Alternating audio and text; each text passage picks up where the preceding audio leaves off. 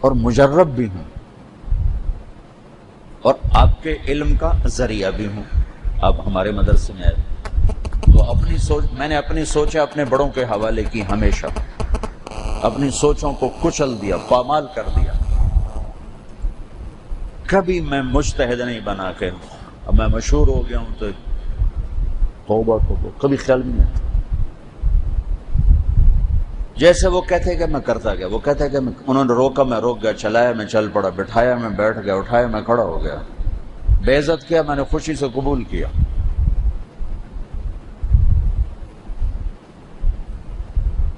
تو 20 سال کوئی چھوٹا عرصہ نہیں ہوتا ہے. عبداللہ صاحب مجھ سے یوں مصافحہ کرتے تھے، ہاتھ بڑھاؤ، میں آیا ہوں، یہ السلام علیکم. منہ ادھر ہوتا تھا، منہ ادھر ایسے منہ کرتے. جرت ہے کہ دوبارہ مصافحہ کرنے جاؤ؟ دل کرے گا دوبارہ مصافحہ کرنے کا؟ ہاں کیسے ہے جی ملنے، ہاں ٹھیک ہے چلو. بہت اچھا. سال ہا سال، اور میرے دل میں اتنی کمی کبھی نہیں آئی تھی، اتنی بال کے برابر پکا سا. اس وقت بڑا عجیب تجربہ ہوا، میں بڑا شکر ادا کیا. میں بیان کر رہا تھا، مولانا نظر رحمان صاحب سامنے بیٹھے ہوئے تھے. ایک آدمی نے مجھے خواب سنایا چند دن پہلے کہ میں نے دیکھا کہ آسمان کے اوپر نور کی چادر ہے، پوری دنیا کے اوپر ایک نور کی چادر چھائی ہوئی ہے. اس کا ایک سرا عبداللہ صاحب نے پکڑا ہوا ہے اور دوسرا سرا مولانا نظر الرحمان صاحب نے پکڑا ہوا ہے.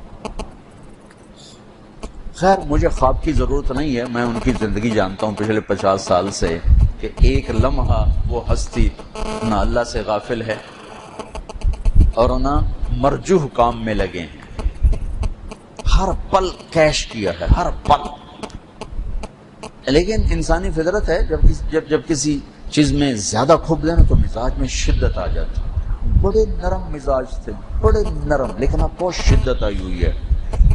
وہ مجاہدہ 95 سال کی عمر میں کھڑے ہو کے نماز پڑھتے ہیں، پہلی سب میں نماز پڑھتے ہیں اور عصر سے مغرب مسلسل مسجد میں بیٹھتے ہیں. یہ تو ان کا پچھلے 40-50 سال سے معمول میں دیکھ رہا ہوں. میں بیان کر رہا تھا، مجموع بہت زیادہ تھا. تو ان اللہ و ملائکتہ یصلون علی النبی، اللہ اور اللہ کے فرشتے اس عظیم الشان نبی پر درود پڑھتے ہیں.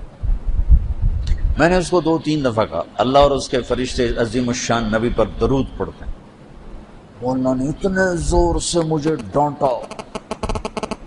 شکر ان کی آواز ذرا پست ہے تو قریب لوگوں کو پتہ چلا، پیچھے نہیں پتہ چلا.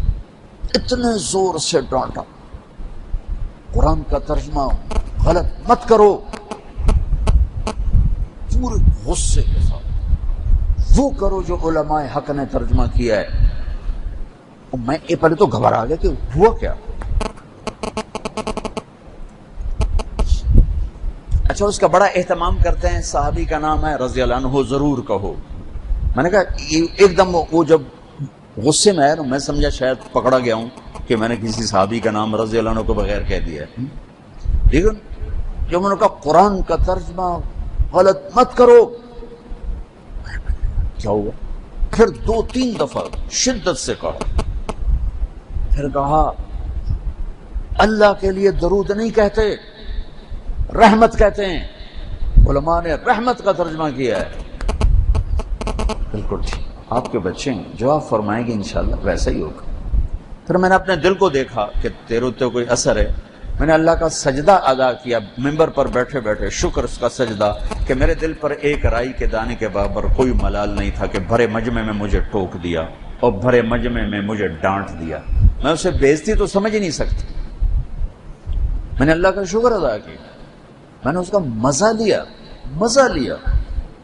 اگر تم چھوٹے بچے ہو، تمہیں تمہارا استاد کوئی سب کے سامنے ڈانٹ دے تو تم گلے کرتے، دوسرے استاد جی سب کے سامنے مجھے ڈانٹ دیا، مجھے الگ بلا کے کہہ دیتے، سب کے سامنے مجھے ڈانٹ دے. میرے رب کی قسم جس کے قبضے میں میری جان ہے، ایک لمحے کے لیے اور ایک رائی کے برابر میرے دل میں یہ خیال نہیں آیا مجھے سب کے سامنے ڈانٹ دیا، مجھے سب کے سامنے ٹوک دیا، مجھے الگ بلا کے فرما دیتے. ایک لمحہ بلکہ مجھے خیال آیا ابھی تو انہوں نے خالی ڈانٹا تھا، کھڑے ہو کے تھپڑ بھی لگاتے تو ان کو حق حاصل تھا.